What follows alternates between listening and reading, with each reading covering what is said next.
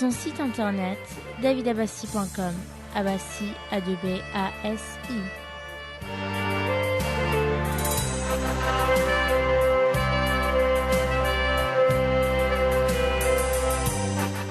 Comme vous le savez bien, depuis déjà plus d'un quart de siècle, grâce à la radio Ici et Maintenant et son fondateur, Didier Deplège, vous avez la parole et vous pouvez vous exprimer en composant le 08 92 23 95 20. 08 92 23 95 20.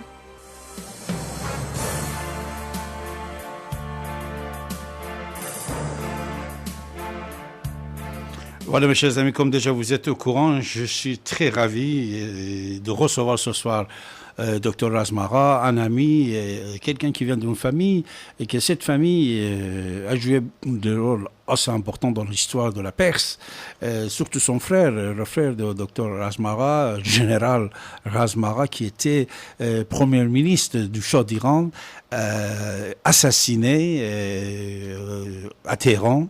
Et il y a déjà plusieurs dizaines d'années, bien sûr. Et sur cet assassinat, Dr Razmara, il m'a confié quelques secrets qui étaient assez importants. Actuellement, publié partout dans le monde, puisque c'est vrai qu'on avait parlé il y a déjà quelques années, mais récemment, certains médias aux États-Unis, ils ont pris notre interview qu'on avait fait avec Dr Razmara et le publié. Et depuis presque 2-3 semaines, on parle toujours de cette interview, de ce que Dr Razmara nous a dit concernant l'assassinat de son frère, l'ancien premier ministre d'Iran, général Razmara. Et bien sûr, après plusieurs années, plusieurs dizaines d'années, Dr Shapur Bakhtiar aussi, dernier premier ministre du Shah d'Iran, encore ami de Dr Razmara, a été assassiné ici en France. Dr Razmara était son ministre de la Santé et c'était la dernière ministre de la Santé du Shah d'Iran, parce qu'après, c'est Khomeini qui est arrivé en Iran, la révolution islamique. Alors la révolution islamique, mes chers amis, ça fait presque 34 ans en Iran, et plupart de vous, peut-être vous l'avez pas connu, vous l'avez oublié, vous étiez jeune, vous n'étiez pas encore né, et après 34 ans, nous constatons aujourd'hui, ici maintenant, dans le monde musulman, certaines révolutions, on dit, c'est révolution, on l'a nommé révolution printemps arabe. Alors cette printemps arabe, peut-être ça sera notre sujet de ce soir, de parler avec Dr Razmara, qui est lui-même et son frère et l'Iran étaient victimes de cette politisation de l'islam, d'islam politique, des ayatollahs, des pensées religieux musulmans qui va prendre le pouvoir, puisque même quand son frère était assassiné, le premier ministre d'Iran, c'était un des premiers ministres iraniens qui était indépendant. C'est-à-dire, comme vous savez, dans le pays tiers monde, toujours, il y a une néocolonisation du monde qui gouverne.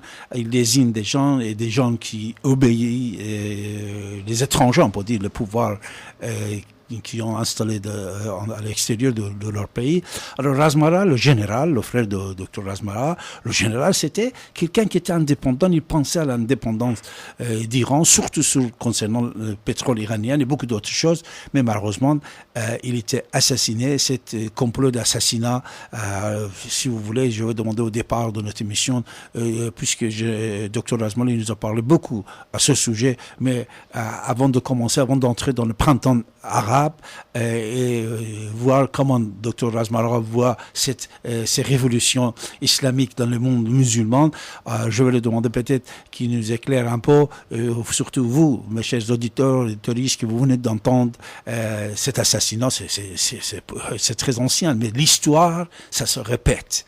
Alors son frère était assassiné, premier ministre d'Iran, en Iran, à Téhéran, et son copain, Dr Bakhtiar, était assassiné, encore premier ministre du Shah d'Iran, ici. Mais la différence, bien sûr, qu'à l'époque même, on dit que le Shah d'Iran était mêlé à ça, y compris quelques d'autres pays. Alors, Dr Razmara, je suis tellement ravi de vous recevoir ce soir. C'est également, je suis heureux d'être avec vous, et puis j'ai toujours le plaisir de discuter avec vous, et puis de parler, d'apprendre, et puis surtout répondre à vos questions. Merci. Alors, si vous voulez, au départ, puisqu'on vient de parler de votre frère, qui est comme vous, votre famille, c'est une famille formidable, puisqu'ils ont marqué l'histoire d'Iran. L'histoire contemporaine d'Iran, c'était marqué par famille Razmara. Alors, puisque je viens d'évoquer l'histoire de l'assassinat du général Razmara, j'aimerais bien que vous-même, avant que nous entrons dans notre débat de printemps arabe, soi-disant, et toutes les révolutions islamiques qu'on voit dans le monde musulman, nous donner un peu des informations sur l'assassinat de votre frère, ce qu'il voulait faire, le projet qu'il avait, la personnalité qu'il avait, qui était indépendant, qui était patriote, et le complot qu'ils ont fait pour éliminer cette personnalité, mon cher docteur Razmara. Eh bien, M. Avesta, vous êtes très bien placé pour connaître l'histoire. Évidemment, c'est une histoire qui commence vraiment dans les années 50. Surtout, ça a commencé à partir de, si vous voulez, vraiment le problème, la crise de pétrole en Iran qui a façonné, si on peut dire, depuis un siècle, ce qui s'est passé dans notre pays, dans notre Perse, en Iran. Et puis, avec la dynastie des Pahlavis, la prise de pouvoir par Reza Shah, et puis après, au commencement de la Deuxième Guerre mondiale, il a été chassé du pouvoir, et puis c'est son fils qui a succédé. Enfin, c'est vraiment des événements tellement complexe et compliqué, et même je peux dire en ce qui concerne l'Iran, c'était vraiment des événements malheureux et souvent tragiques. En ce qui concerne de mon frère, bon, c'était un militaire qui était sorti de Saint-Cyr, et tout ce que je peux dire en résumé, il a été vraiment une des victimes de l'histoire de pétrole, et surtout cette guerre de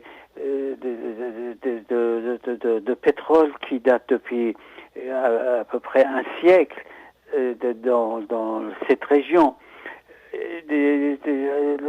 L'évolution de cette histoire de pétrole qui, après la Première Guerre mondiale, et surtout au cours de la Deuxième et après la Deuxième Guerre mondiale, c'était vraiment, ça a donné lieu à une guerre disons, cachée, une guerre qui était toujours présentée de différentes façons, et ça se soldait toujours par des guerres, des guérillas, et puis des catastrophes. Mon frère, évidemment, il voulait projeter l'Iran dans le progrès, et évidemment il s'est heurté à de l'archaïsme religieux, cet archaïsme religieux qui était prôné depuis des siècles en Iran, et que les religieux, cette religion avait la prétention de dominer le pays sous toutes ses formes, en particulier en politique. Ce qu'on peut résumer en disant l'islam politique, l'islam politisé.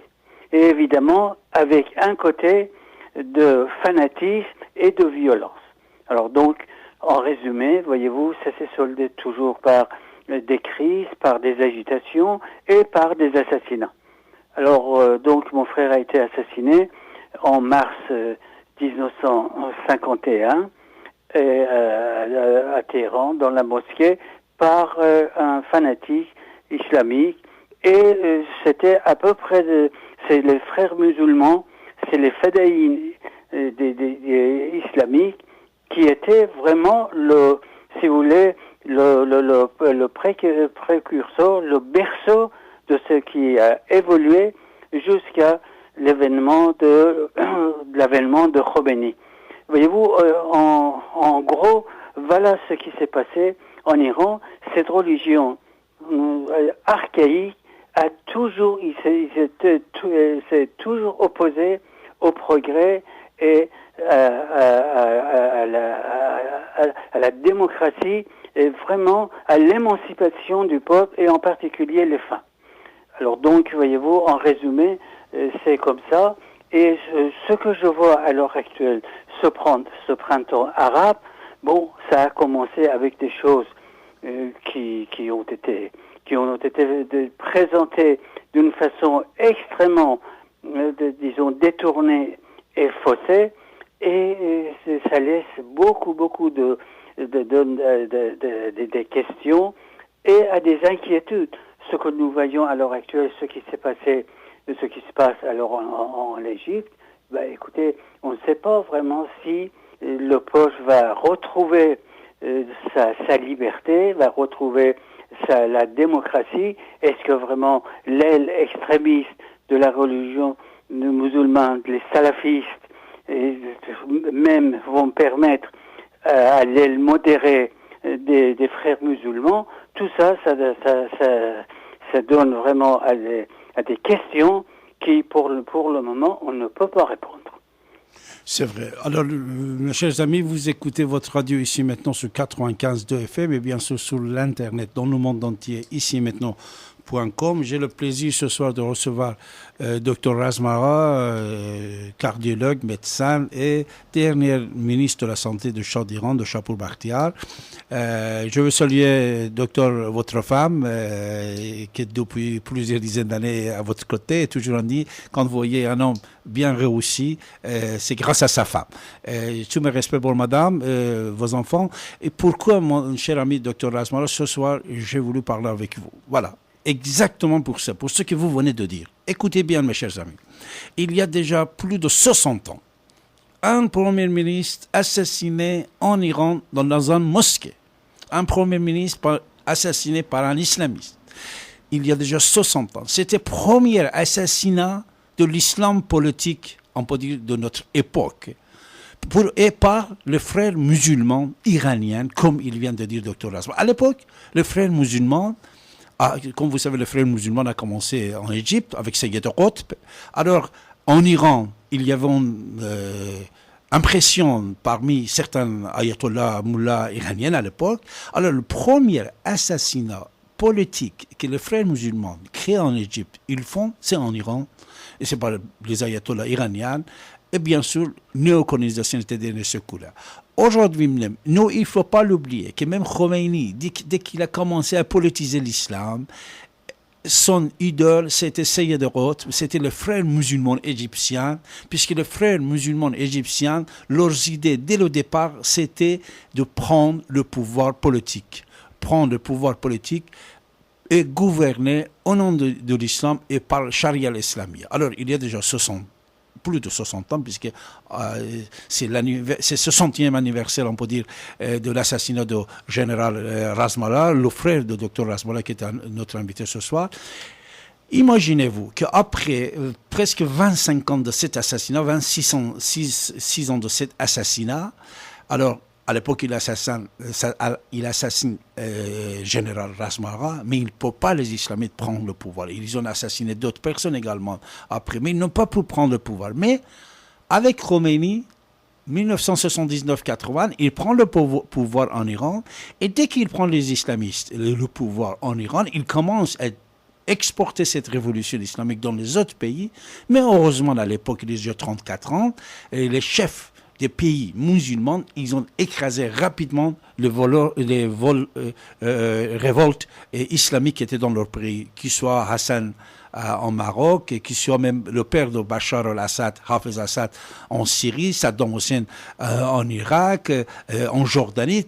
Une fois que Khomeini a réussi déjà 34 ans, tout de suite, son slogan c'était d'exporter cette révolution islamique dans les pays musulmans. Mais à l'époque, puisque la révolution islamique iranienne était tellement jeune, il n'avait pas encore assez de force pour pouvoir financer et défendre d'autres révolutions islamiques dans le monde. Ils ont fait des congrès, des séminaires, on peut dire, en Iran à l'époque, et que je me rappelle, même moi, j'ai participé, Dr Razmara, à quelques séminaires et congrès qu'ils ont fait en Iran. Je me rappelle qu'il y avait les frères musulmans d'autres pays musulmans qui sont venus à Téhéran à l'époque, que moi j'avais 18 ans, 19 ans, 20 ans. Quand ils sont venus, sous l'invitation de Khomeini, et ils sont venus dans la réunion avec le visage caché. Pourquoi? Puisqu'après, ils voulaient retourner en Irak, ils voulaient retourner en Arabie Saoudite, Égypte et d'autres pays. Et il ne faut pas oublier que même à Takfir ou al-Hijra, c'est Khaled Istanbuli, ce qui a assassiné Anwar al-Sadat. Également, c'est une branche de frères musulmans. Alors, mon cher ami, Dr Razmara, votre frère était première victime de cet islam politique il y a déjà 61 ans, c'est-à-dire les frères musulmans. Après les frères musulmans, mais avec le nom de khoménisme, avec le nom de Velayat Fari, avec le nom de gouvernant de Fari, il prend le pouvoir en Iran. Au départ, ils n'ont pas réussi à exporter cette révolution, mais nous pouvons constater qu'après 34 ans, ça y est, on a dit que c'est le printemps arabe qui a commencé. Aujourd'hui, la conférence qui était à Genève, mon cher ami, Dr Razmara, j'ai entendu que dans le couloir, les chefs du monde entier, ils disaient, écoutez, si on va éliminer Bachar al-Assad tout de suite, on ne sait jamais qu'est-ce qui va passer, puisqu'il y a le gaz et pétrole pour l'Europe qui passe par la Syrie, il y a les sites militaires de la Russie qui est à Tartus. Ils ont dit, si on enlève ce gars-là tout de suite, ça va être dangereux. Pourquoi? Puisque nous avons vu cette danger en Irak, nous avons vu cette danger en Afghanistan, même en Libye actuellement, et même en Égypte. Écoutez, en Égypte, mon cher ami Dr Razmara, en Égypte, monsieur Mohamed Morsi, avant que les généraux, il dit, voilà, c'est beau, c'est vous qui vous avez gagné, pas monsieur Shafiq, avant de prononcer son nom, qu'est-ce qu'il a dit? Il a dit, moi, j'ai aucun rapport avec l'Iran. Moi, je suis très proche avec l'Arabie Saoudite. Je suis avec l'Arabie Saoudite. Je suis pas avec l'Iran. Il a dit ça. Une fois qu'on a tamponné son mandat, on a dit, voilà, c'est lui qui a gagné les élections. Tout de suite, il a fait une interview avec les agences iraniennes en disant que l'Iran, pour nous, c'est très important. La révolution islamique en Iran, c'était notre symbole. Et nous voulons garder l'équilibre dans le monde musulman. On va avoir de bonnes relations avec nous. Et bien sûr, après, pour les gens qui parlent anglais, français, arabe, ils ont dit non, ils ont démenti. M. Morsi n'a pas dit ça, mais c'est leur politique. C'est-à-dire, une chose qu'un jour, si on aura le temps d'en parler, c'est des politiques cachées qui existent dans le monde entier, y compris dans le pouvoir islamiste du monde. Ils ont fait ça, Dr Razmara, exactement la même chose, ils ont fait ça pour la Tunisie. Tunisie, avant que les islamistes ils gagnent, qu'est-ce qu'ils ont dit? Ils ont dit aucun rapport avec l'Iran, aucun rapport, non, on ne va pas répéter l'Iran ici. Mais tout de suite, dès qu'ils ont gagné, regardez, le film qui a été autorisé, fait par les Iraniens, diffusé dans le monde entier, interdit et condamné. Et jour après jour, nous sommes en train d'entendre la laïcité que M. Bourguiba a installée, comment ils deviennent victimes des islamistes dans le monde. Pour ça, ce que vous venez de dire, mon cher ami Dr Razmara, c'est très important. Et vous êtes ce soir, ici maintenant, nous sommes le 30 juin 2012, exactement 23h41. Nous avons un grand témoin de cet crime qui a été commencé à faire au nom de l'islam et pour l'islam politique par les frères musulmans iraniens, qui c'était votre frère qui était victime, mon cher ami. Vous êtes un grand témoin de notre histoire.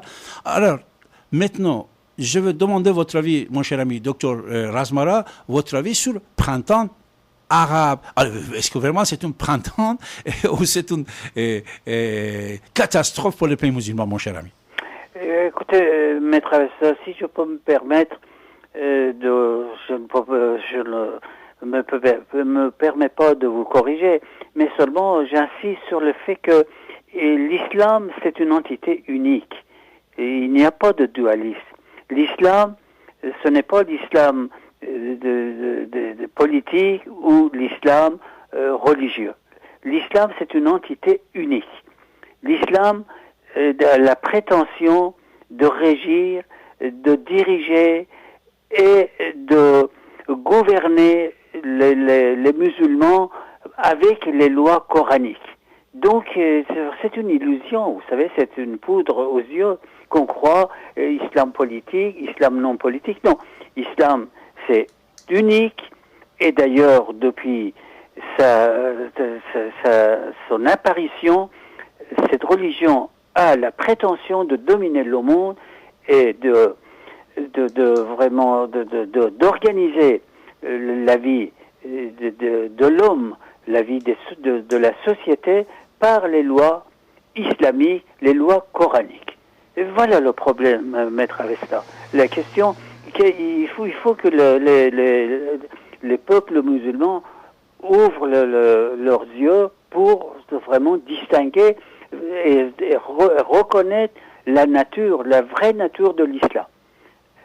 C'est ce qui s'est passé dans notre pays depuis vraiment la dynastie des Safavides, témoigne bien de ce que je viens de vous dire, et ce qui est actuellement est en marche sous le faux nom de printemps arabe, que sans être au printemps, ils sont arrivés presque au seuil de l'hiver.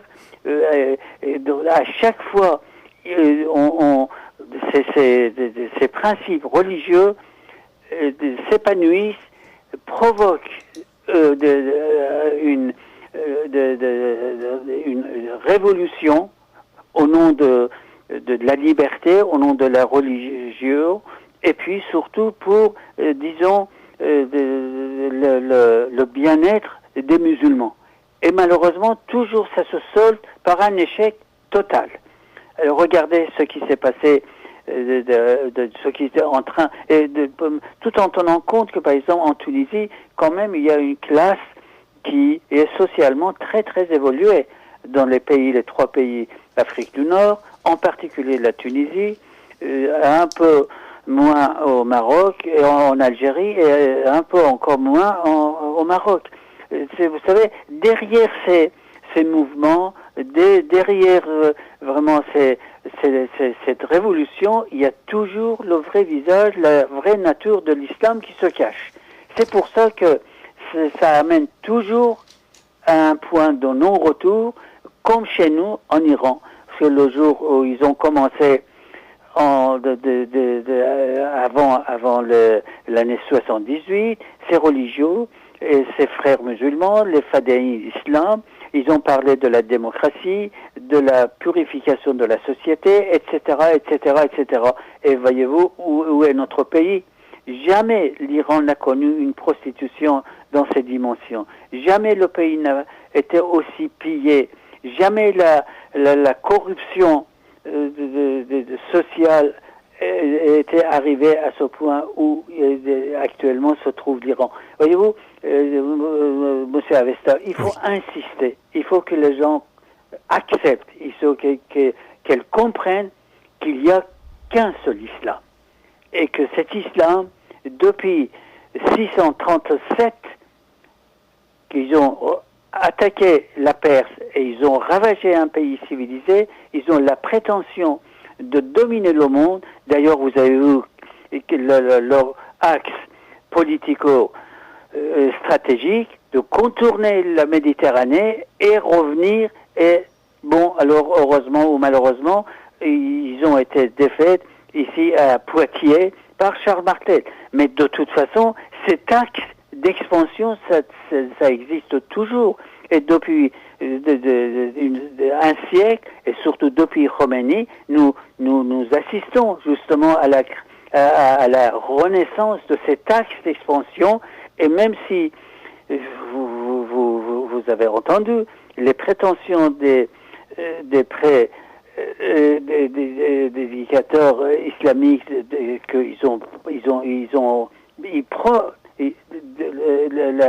le mouvement pour encore venir ici vers l'ouest et contourner la Méditerranée et revenir. Et ça, ces paroles, ces menaces existent à l'heure actuelle depuis quelques années, depuis quelques mois. Alors donc, j'insiste surtout pour que les gens comprennent réellement la vraie nature de l'islam et ses prétentions. Tout à fait d'accord avec vous, mon cher ami, Dr Razbarat, 100% d'accord avec vous, puisque surtout, comme vous savez, l'islam, comme vous venez de dire, dès le départ, c'était une partie politique. Et dès le départ, ce qui a été exercé par le prophète de l'islam, c'était des actes politiques, surtout dans le Coran, et Hezbollah humul ghalibun. Déjà, le Coran même, il reconnaît que l'islam c'est une partie politique puisqu'il parle de Hezb. Hezb en arabe, ça veut dire parti. Hezb, ça veut dire parti politique. Hezbollah, Hezbollah, c'est qu'on entend directement c'est le parti de Dieu. Parti de Dieu, Dieu, en plus Dieu de l'islam. Excusez-moi de vous interrompre. Vous savez, c'est comme d'ailleurs toutes ces trois, les trois religions monothéistes. Voyez-vous, l'islam intervient dès la conception de l'être, c'est-à-dire dès que un homme et une femme se retrouvent pour se procréer, l'islam intervient jusqu'à ce que cet être qui vient au monde meure et qu'on le mette dans la tombe.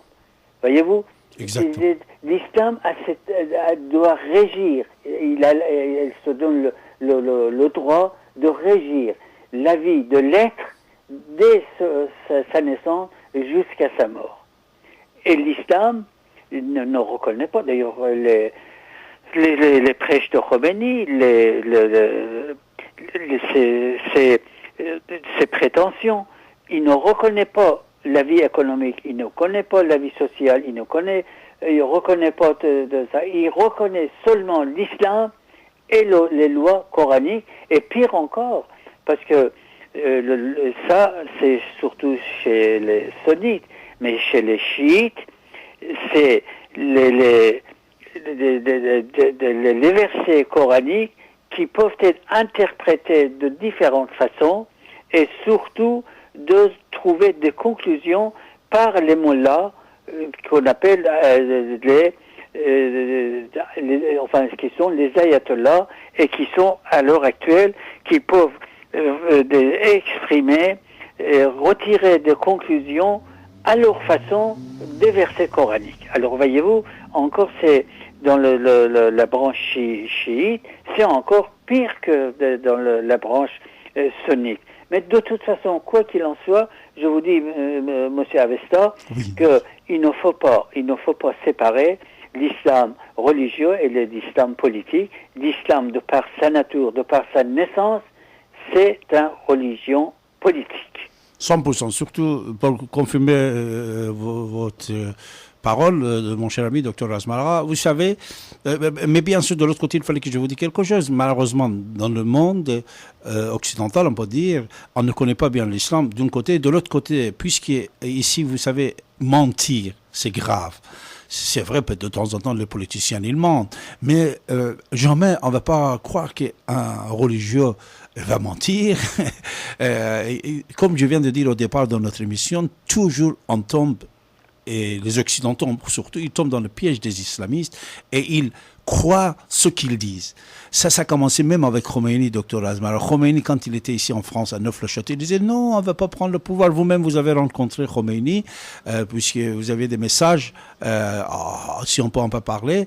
Le peuple iranien et le monde entier, quand je dis le monde entier, même le journal Le Monde, ils ont constaté que Khomeini, c'était un menteur, puisqu'il a dit des choses ici à Neuf-le-Château, que quand il est retourné en Iran, il n'a pas respecté ses promesses. La même chose, comme je viens de dire au départ de notre émission, c'était fait par les islamistes qui ont pris le pouvoir en Tunisie. Après, on a pu constater qu'ils n'ont pas respecté leurs paroles avant l'élection. Et après l'élection, ils sont en train de faire la pression sur le peuple tunisien. Exactement la même chose, M.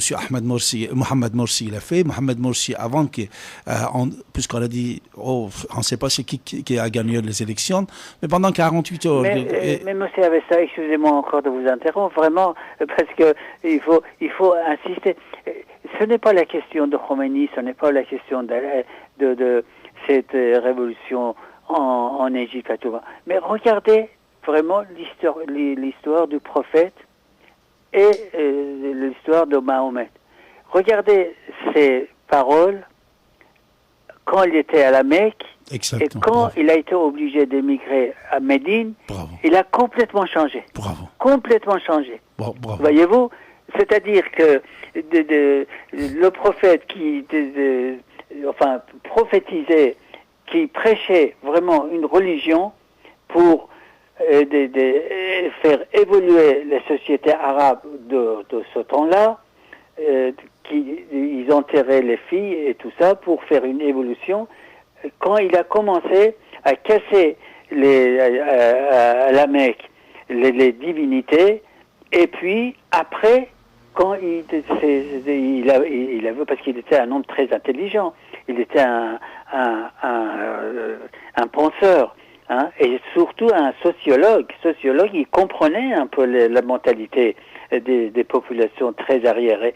Bon, alors donc à la Mecque, avec ses prêches, avec ce qu'il préconisait, il a vu que ça ne marchait pas.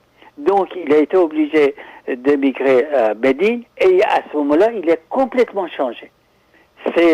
Si vous regardez tous ces leaders religieux, ils ont fait exactement comme lui. Regarde, Khomeini, c'en est un exemple.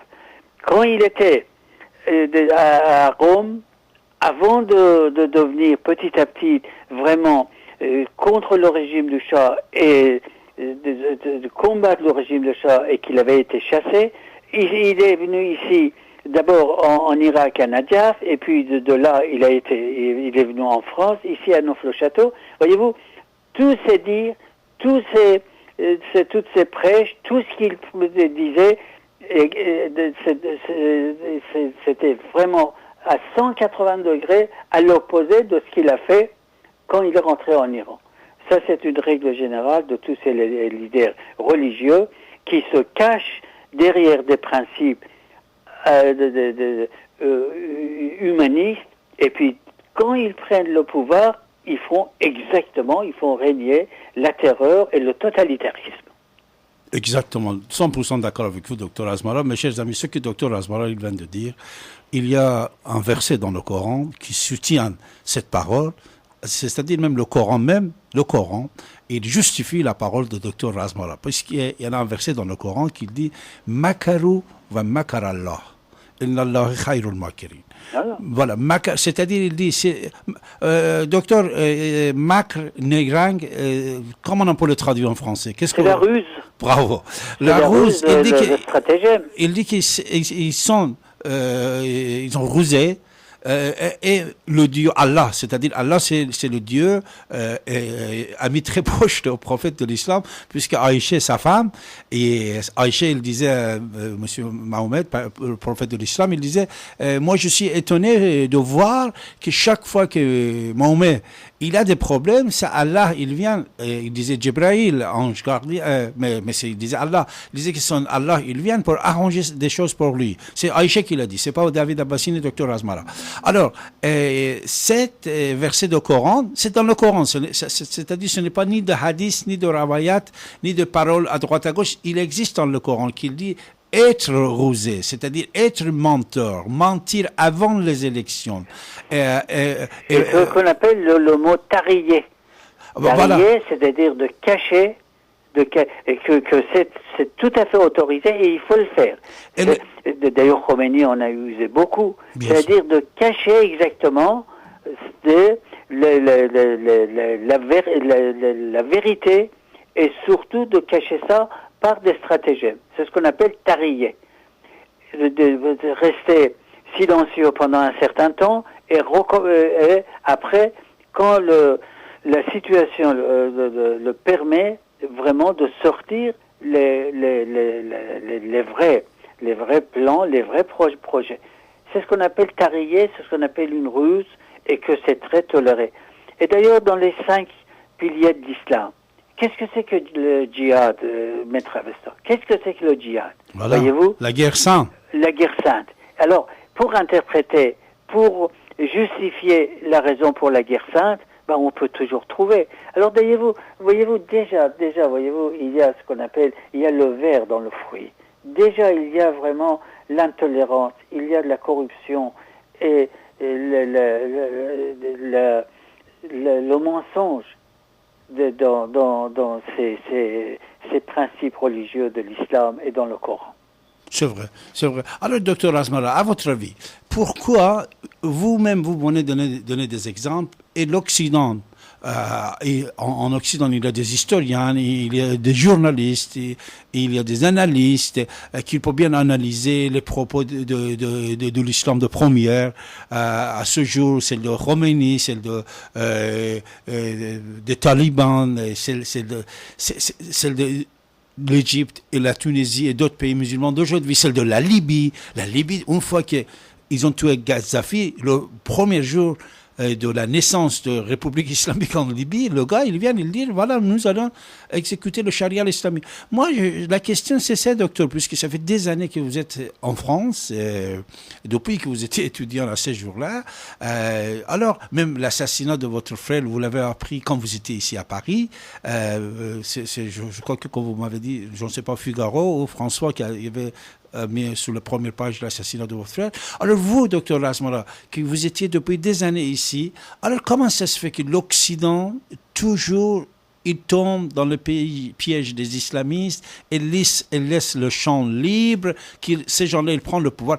Moi, je vous assure, monsieur docteur Razmara... C'est pas leurs intérêts, oui. avec ça. Oui. Parce que depuis des siècles, c'est l'Occident qui a utilisé à son bénéfice cette religion. Donc, écoutez, ce n'est pas, il ne faut pas aller chercher le midi à 14h. Hein. Ils ont bien... Écoutez, il y a deux groupes de ces penseurs et de ces écrivains, de ces journalistes et ces politiciens. Ou sont vraiment des imbéciles, que je ne crois pas, ou c'est vraiment par leurs intérêts de vraiment profiter d'être bien installés, bien ancrés pour leurs intérêts économiques dans ces pays-là. Et d'ailleurs, pourquoi, écoutez, monsieur Avesta, pourquoi qu'il y a eu, vous savez, la guerre en Afghanistan, hein, avec la création de République islamique. Al-Qaïda. Oui. Pourquoi, hein? Qui les a créés? Qui les a armés? Qui les a financés contre les Russes? Et qui a vraiment utilisé cette arme religieuse pour, disons, chasser les incroyants soviétiques, pour les buter hors Afghanistan? Voyez-vous, c'est les Américains, bien sûr. Ces puissances-là, ils ont utilisé cette religion. Et d'ailleurs, cette histoire depuis un an ou 14 mois, ce qui se passe en Afrique du Nord, ce qui se passe au Proche-Orient, hein, c'est surtout, il y a une grande partie dans l'axe de l'intérêt de l'Occident et des Américains. Vous avez tout à fait raison. Mes chers amis, vous écoutez Radio Ici Maintenant sur 95.2 FM. Sur l'Internet, vous pouvez nous écouter en tapant Ici et Maintenant .com. Bien sûr, vous pouvez nous regarder comme vous regardez à la télé dans le monde entier. Sur Facebook également. Je constate actuellement que beaucoup de gens sont en train de nous envoyer des messages des États-Unis, de Canada, de Montréal. Voilà, nous avons même Tokyo, Japon qui sont en train de nous écouter. Les francophones dans le monde entier. Vous êtes le bienvenu sur 95.2 FM. Et ici maintenant.com.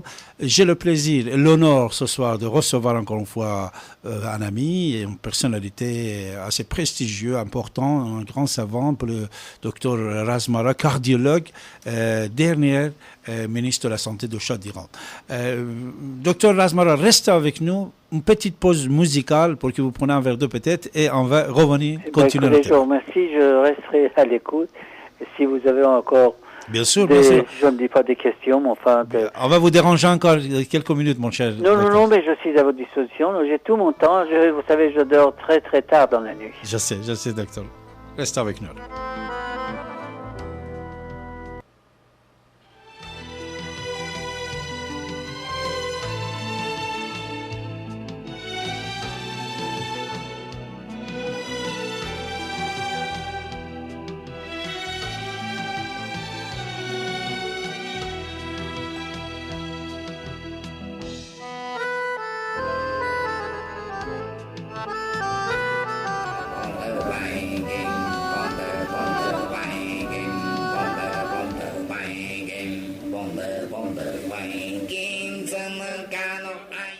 Le fondateur de Radio Ici et Maintenant, Didier Deplège, vient de publier son premier ouvrage. Il a pour titre « Le protocole Oracle », avec une préface de Tom Verdier. Je vous lis le résumé proposé en 4e de couverture. Depuis quelques années, désemparés face à une crise durable, les dirigeants de la fédération font discrètement procéder avant chaque décision importante à une séance de voyage dans la conscience. Ils disposent d'une ressource humaine ultra sélectionnée, issue de diverses régions du monde. Ils se sont facilement laissés convaincre de s'inspirer des anciens. La démarche consiste, sans grande conséquence, à tenter de reproduire le schéma classique des oracles grecs. Le budget du programme, très inférieur à celui d'un seul avion de combat, est prélevé sur les fonds secrets de la présidence. Les dirigeants se sont laissés convaincre par un groupe de conseillers de tester une technologie moderne codifiée sous le nom de protocole Oracle, qui permet à une équipe de sensitifs d'explorer le futur. Les sessions ont lieu dans un bunker souterrain hautement sécurisé. Le protocole Oracle utilise une formule chimique classifiée et s'inspire largement des travaux du Dr Rick Strassman et de Terence McKenna sur la DMT, un agent naturel sécrété par la glande pinéale. Cependant, le pouvoir ne pouvait longtemps refuser à ses bienfaiteurs et alliés, leaders du CAC 40, de bénéficier d'une telle avancée technologique. La suite, c'est sur le http://protocole-oracle.com. Ce site internet vous offre la possibilité de commander le livre en ligne http://protocole-oracle.com.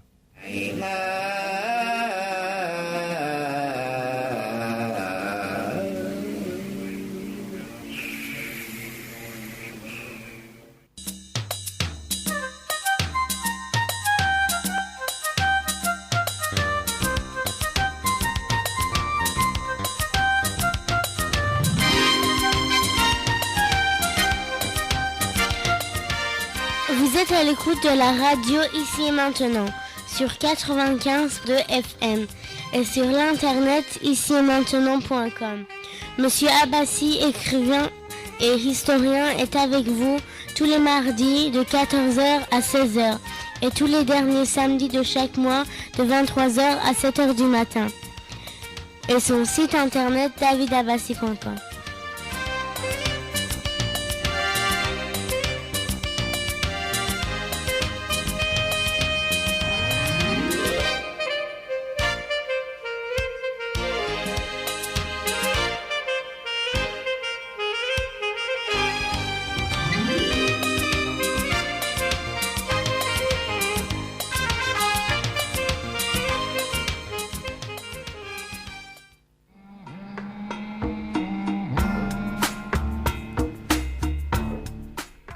Bonjour à tous, Laurent Fent, une annonce vous concernant. Sachez que je vous propose le lundi 2 juillet un atelier conférence dans les locaux de la radio au 8 rue Violet dans le 15e arrondissement à Paris, métro mode Piquet-Grenelle ou duplex. La thématique à laquelle je vous convie, comment trouver sa voie ?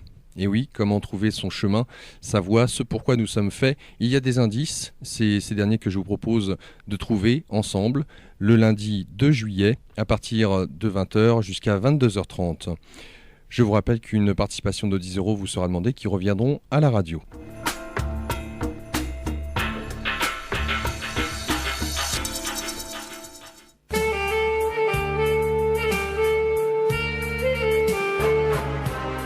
Vous êtes à l'écoute de la radio Ici et Maintenant sur 95 de FM et sur l'internet ici-et-maintenant.com. Monsieur Abbassi, écrivain et historien, est avec vous tous les derniers samedis de chaque mois de 23h à 7h du matin. Son site internet davidabbassi.com. Abbassi, A2B-A-S-I.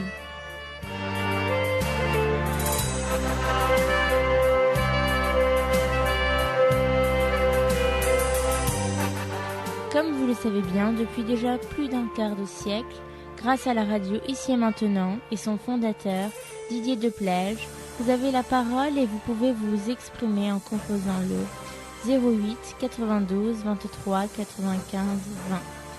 08 92 23 95 20.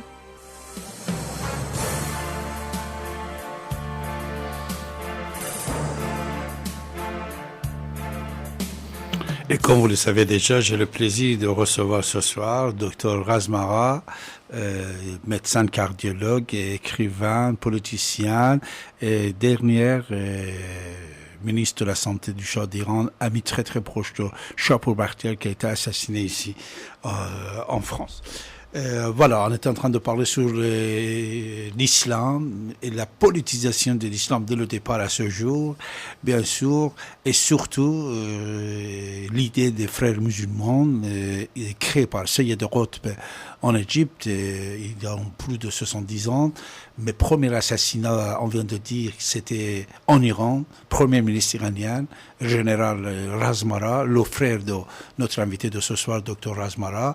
Et bien sûr, après 25 ans, 26 ans, c'est la révolution islamique d'Iran par un autre chef de frères musulmans, soi-disant Ruhollah Khomeini. Et à ce jour, que nous pouvons constater, cette révolte islamique, soi-disant des révolutions islamiques dans le monde musulman, et les frères musulmans qui sont en train de prendre le pouvoir dans les pays musulmans jour après jour. Et on a parlé d'être rusé, cette religion, soi-disant de ses chefs dès le départ, c'est-à-dire il dit quelque chose avant les élections, mais une fois qu'il prend le pouvoir, il change d'avis. Ça, c'était la même chose pour l'Algérie. Il ne faut pas oublier que Madani, Abbasi et Belhadj, quand ils ont pris là-bas le pouvoir, mais heureusement, on peut dire, les Algériens étaient tellement intelligents, les militaires, qu'ils n'ont pas laissé ces gens-là prendre le pouvoir. Mais ici, maintenant, aujourd'hui, nous pouvons constater qu'il avance jour après jour. Alors, docteur Razmara, mon cher ami, et comment vous voyez? Est-ce que vous voyez un danger pour les jours qui viennent, pour les années qui viennent, concernant cette prise de pouvoir par les islamistes dans le monde entier? Absolument. Absolument. Et surtout, je ne parle pas de notre région de Proche et Moyen-Orient, mais je vois surtout l'avenir de l'Europe occidentale et l'avenir de ce qu'on appelle la civilisation judéo-chrétienne. Écoutez, M. Abbasi, vous n'avez qu'à regarder. Écoutez, prenez l'exemple de petits pays, le Liban, le petit pays Liban. Hein, oui. Regardez que les chrétiens, oui, ils ont dirigé le pays, gouverné le pays, et évidemment ils ont commis beaucoup de fautes et qui s'est débouché sur la situation catastrophique au Liban et la guerre civile au Liban. Mais les choses ont changé quand il y a eu l'inversion de l'importance de la population. Les chrétiens qui étaient en majorité, ils sont devenus minoritaires.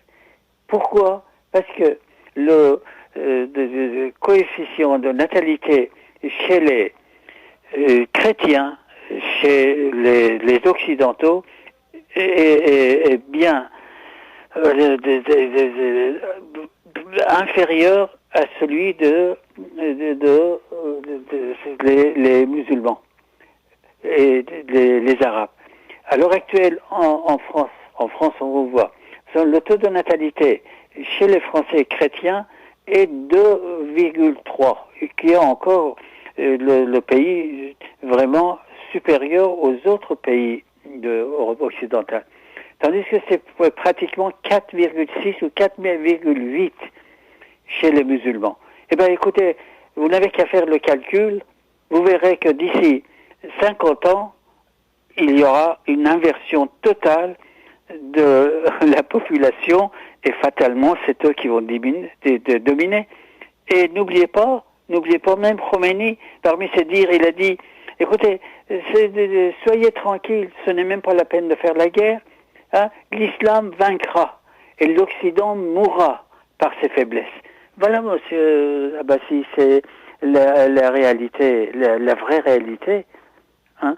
Et alors donc, ici, regardez, à l'heure actuelle, en France, sur une population de 65 millions, ou à peine 65 millions, n'est-ce pas? Il y a plus de 6 millions de musulmans.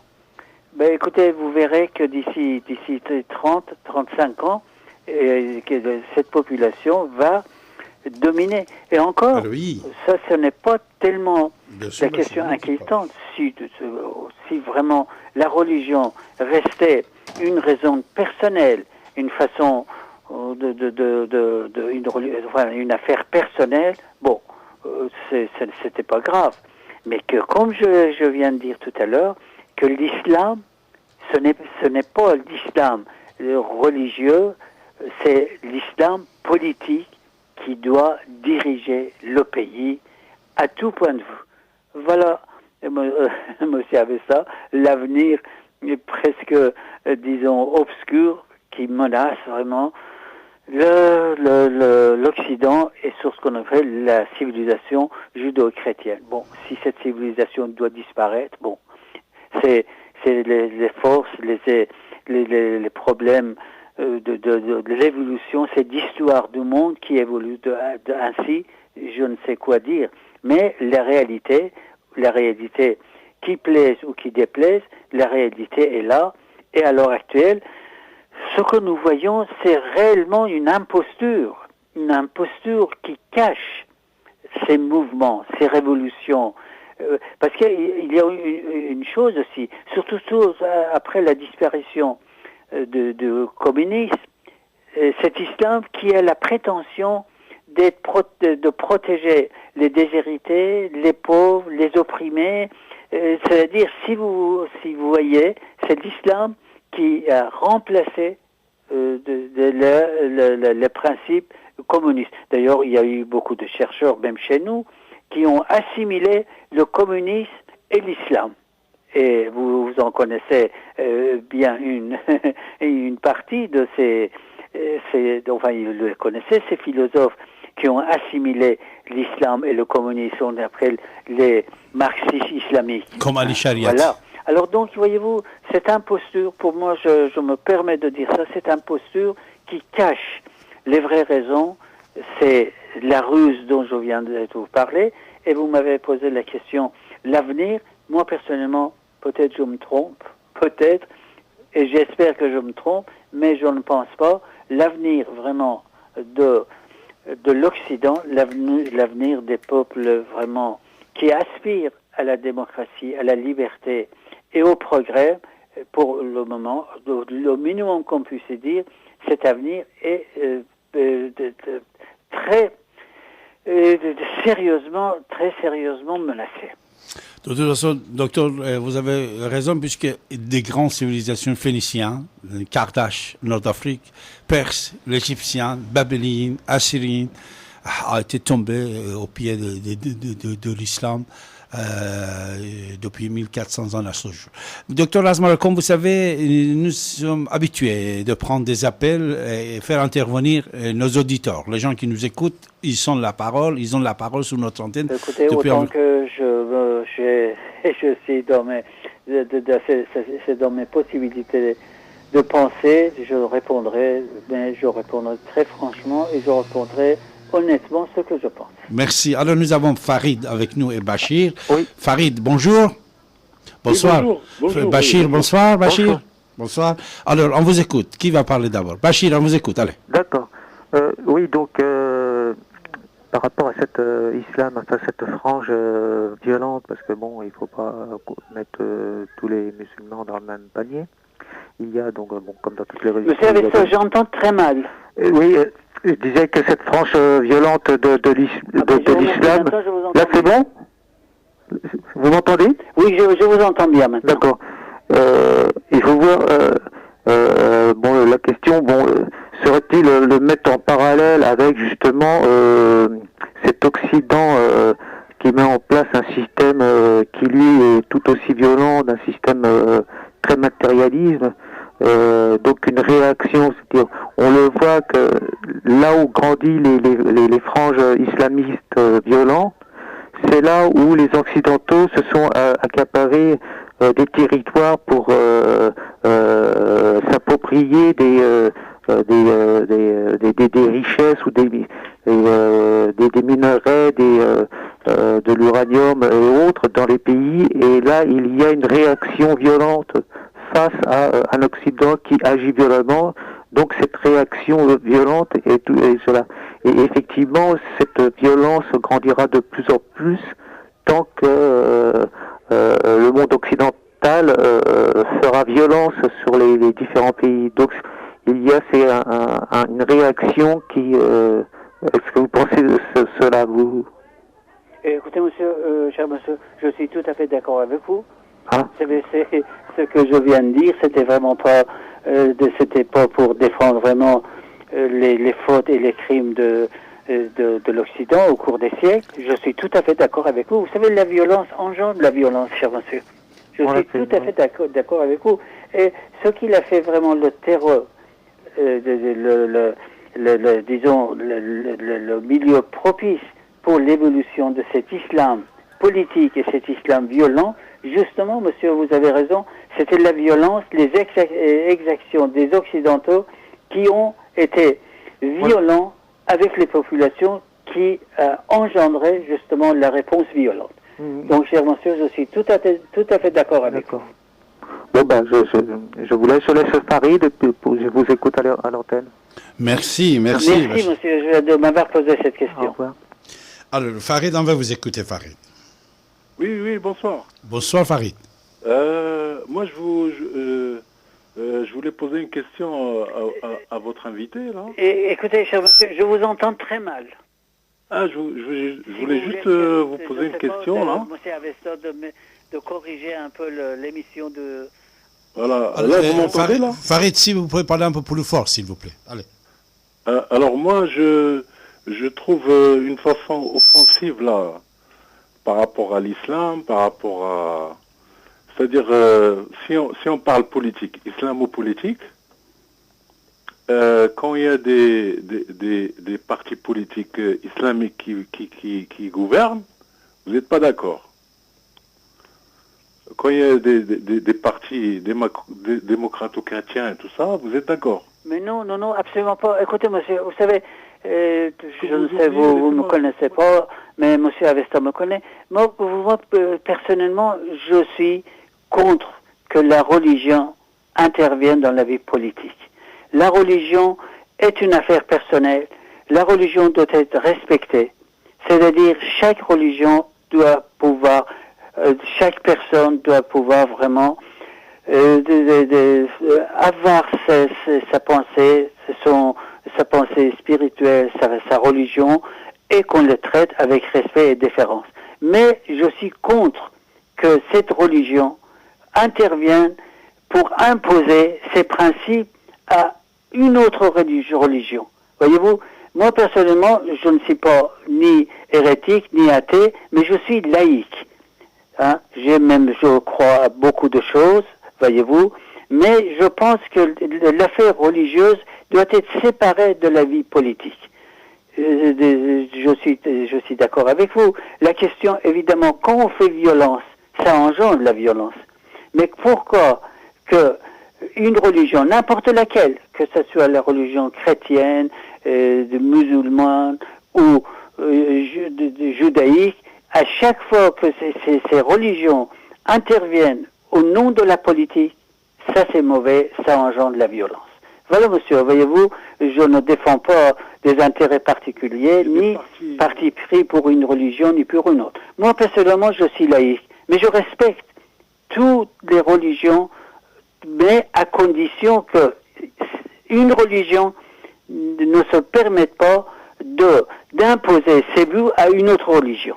Et malheureusement, ça s'est passé au cours des siècles. Les chrétiens, ils ont voulu imposer, ça a engendré des guerres. L'islam a voulu imposer les siens, ça a engendré des guerres. Voilà ma réponse. Et les laïcs, pareil. Comment? Les laïcs, pareil. Comment les laïcs? Les laïcs, pareil. Non, écoutez, monsieur, moi je suis laïque, mais je n'impose rien. La religion avec... Non. Laïque, ça veut, vous savez, écoutez, laïque, ça veut dire que quelqu'un qui peut avoir vraiment la religion, mais que cette religion n'intervienne pas dans la vie politique.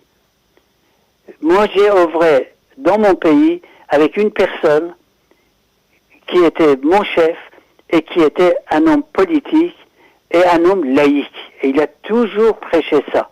C'est-à-dire que il respectait toutes les religions, mais à condition qu'au nom de la religion, on n'impose pas des principes qui doivent régir la société et l'être et la vie de la société. Voilà, c'est la laïcité, c'est ça. La laïcité, ça ne veut pas dire l'athéisme ou être hérétique. Non, laïcité, c'est-à-dire que quelqu'un qui respecte toutes les religions, mais qui ne veut pas que ces religions interviennent dans la vie politique et sociale de la société et du pays.